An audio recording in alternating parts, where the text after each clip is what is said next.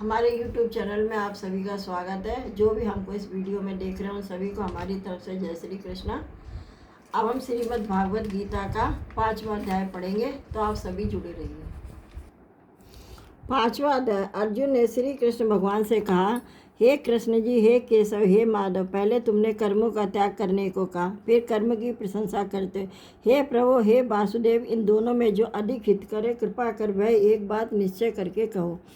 श्री कृष्ण बोले, हे अर्जुन, संन्यास योग और कर्म योग ये दोनों ही मोक्ष देने वाले हैं, परंतु इन दोनों में कर्म त्याग से कर्म योग हितकर है। जो ऐसा जानता है वह किसी से द्वेष नहीं रखता और ना ही किसी पदार्थ की इच्छा करता है, वह सन्यासी है। ऐसा पुरुष संसार के बंधनों से छूट जाता है। सांख्य और कर्म योग को अलग अलग बताने वाला ज्ञानी है, जो इन दोनों में से किसी एक को भी अच्छी तरह स्थित हो जाता है।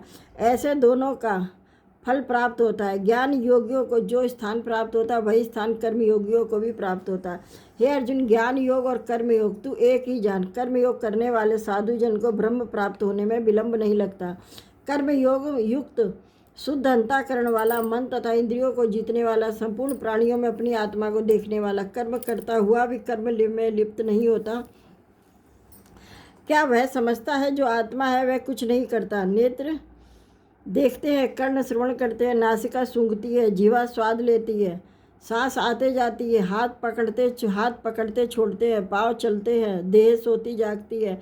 जो ये समझते हैं ये सभी इंद्रियां अपने अपने विषयों में बरतती हैं, और मैं जो आत्मा राम हूँ, मैं अकर्ता इन सबसे अलग हूँ। जो इस भांति आत्मा को समझे और इंद्रियों से कर्म करे, उस मनुष्य को किसी कर्म किए का दोष नहीं होता। जैसे जल में कमल निर्लेप और न्यारा है, वैसे ही पुरुष में भी वासना से न्यारा है। हे अर्जुन, योगी जन मन, बुद्धि तथा इंद्रियों की आसक्ति से रहित होकर आत्मशुद्धि के लिए निमित्त कर्म करते हैं। योग युक्त पुरुष कर्म फल त्याग कर मोक्ष रूप शांति का लाभ करता है, और जो योग रहित वह कर्म की इच्छा के बंधन में पड़ जाता है। हे अर्जुन, अब यह सुन कि सदा सुखी कौन रहता है। जो प्राणी आत्मा के साथ जुड़ा है और इंद्रियों के बस में नहीं है वह सदा सुखी रहता है। अब मेरी माया का स्वभाव सुन। मैं संसार को उपजाता हूँ। यह सारा संसार मेरी माया का खेल है और मुझे इस संसार से कोई प्रयोजन नहीं। मैं ना किसी से पाप कराता हूँ ना पुण्य, बल्कि अज्ञानी जीव स्वयं ही मोहित होते और मोह में पड़े पाप कर्म करते हैं। मगर जो मुझ ईश्वर को न्यारा निर्लेप है ऐसा जानते वे कभी ज्ञान को प्राप्त नहीं होते। मुझे न्यारा निर्लेप समझकर जो मेरी शरण में आए, जिसका रोम रोम मुझ में रमा हो, हे अर्जुन, मेरा वह भक्त अविनाशी परम पद को प्राप्त होता है। जो साधु में ब्राह्मण, गौ, हाथी, स्वान अर्थात कुत्ता और चांडाल, ऊंच नीच सबको एक समान समझता, ऐसी समदृष्टि पंडित कहलाता है। उसे तू सब बंधनों से मुक्त हुआ जान। ऐसे स्थिर बुद्धि वाले मोह रहित ब्रह्मवेत्ता को ब्रह्मा स्थित जानो। बाहरी पदार्थों में जो चित्त को आसक्त नहीं होने देता वही आत्म सुख का अनुभव करता है, और जो अंतःकरण को ब्रह्म में मिला अक्षय सुख अर्थात मोक्ष को प्राप्त करता है वह इंद्रियों के भोगों में नहीं रमता, क्योंकि इंद्रियों के भोग तो दुखों को उपजाने वाले हैं। ऐसे लोगों का आदि भी है और अंत भी है। हे कौन्तेय, ज्ञानी लोग ऐसा भोगों में रत नहीं होते। शरीर छूटने से पहले जो मनुष्य काम और क्रोध के वेग को सहन करने में समर्थ होता है वही योगी और सुखी है, और जो योगी आत्म सुख से सुखी, अंतरात्मा के आनंद से आनंदित है, अंतर ज्योति से ही प्रकाशित है, वह ब्रह्म रूप होकर ब्रह्म निर्वाण मोक्ष को प्राप्त होता है। पाप जिसके नष्ट हो गए हैं, कुबुद्धि दूर हो गई हो, मन को जिन्होंने बस में कर लिया हो, जीव मात्र का हित चाहते हो, ऐसे योगियों को ब्रह्म निर्वाण प्राप्त होता है। काम तथा क्रोध जिनमें नहीं है ऐसे आत्मज्ञानी योगियों को ब्रह्म निर्वाण सहज ही प्राप्त होता है। बाहरी पदार्थों के संयोग से अलग रहकर दोनों भवों के बीच में दृष्टि लगाकर नासिका के भीतर चलने वाले प्राण अपान वायु को सम करके, इंद्रियां, मन और बुद्धि को वश में करके इच्छा, भय तथा क्रोध को त्याग मोक्ष की इच्छा करने वाले योगी जीवन युक्त मुक्त हैं। जो मुझको इस यज्ञ और तपों का भोक्ता, संपूर्ण लोकों का स्वामी, सब प्राणियों का मित्र जानते हैं, उन्हीं को शांति प्राप्त होती है।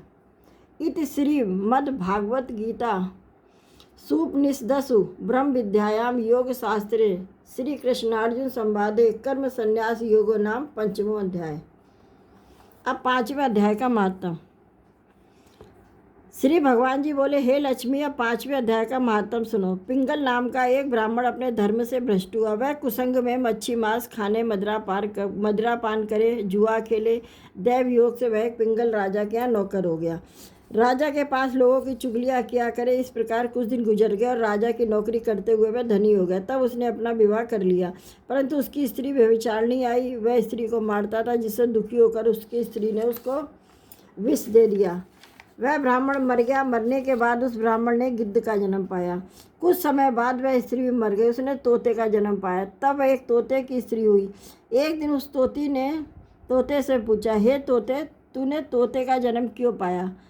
तोता बोला, हे तोती, मैं पिछले जन्म की कथा सुनाता हूँ। मैं पिछले जन्म में एक ब्राह्मण था, अपने गुरु की बात नहीं मानता था। मुझको गुरु जी ने श्राप दिया कि जा तोते का जन्म पावे। इस कारण मैंने तोते का जन्म पाया। अब तू कहे कि किस कारण से तोती हुई। उसने कहा, पिछले जन्म में ब्राह्मणी थी। एक दिन मैंने पति को विष दे दिया और वह मर गया। तोते ने कहा, ये तो बहुत बुरी है, तू तो बहुत बुरी है जिसने अपने पति को विष दे दिया। एक दिन वह तोती वन में बैठी थी। वहाँ एक गिद्ध आया। उस गिद्ध ने तोती को पहचान लिया। वह गिद्ध तोती को मारने चला। आगे आगे तोती, पीछे पीछे गिद्ध। जाते जाते तोती ने एक शमशान भूमि में थककर गिर पड़ी। वहाँ एक साधु का दाह हुआ था। दाह की खोपड़ी वर्षा के जल से भरी हुई थी। वह उसमें गिरी। इतने में गिद्ध आया और तोती को मारने लगा। उस खोपड़ी के जल के साथ उसकी देह धोई गई और दोनों आपस में लड़ते लड़ते मर गए। इस प्रकार अधम देह छोड़कर देव देह पाई और विमानों में बैठकर बैकुंठ को चले गए। वह खोपड़ी एक साधु की थी जो नित्य ही गीता के 5वें अध्याय का पाठ किया करता था। वह परम पवित्र था। उसके जल में वे दोनों भी पवित्र हो गए। जो प्राणी श्री गंगा जी का स्नान करके श्री गीता जी का पाठ करते हैं वे बैकुंठ को प्राप्त होते हैं। हे लक्ष्मी जी, यह गीता जी के 5वें अध्याय का महात्म्य है जो तुमने श्रवण किया है। बोला सच्चिदानंद भगवान की जय।